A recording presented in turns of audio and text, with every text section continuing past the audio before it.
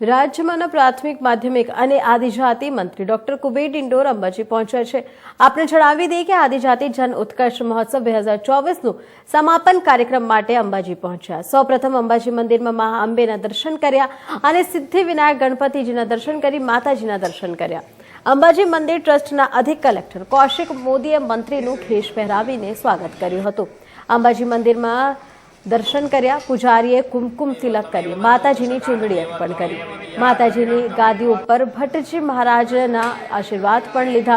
छेल्ला अंबाजी मंदिर सभा मंडप में विश्व सौथी मोटा श्री यंत्रनी पूजा अर्चना करी, कपूर आरती उतारी। बीजेड पोन्जी स्कीम में जोड़ायेला शिक्षकों माटे एक मोटुं निवेदन पण आप्युं के जे शिक्षको आ स्कीम में जोड़ाया हशे तेमनी खाताकीय तपासनी धमधमाहट करवामां आवशे।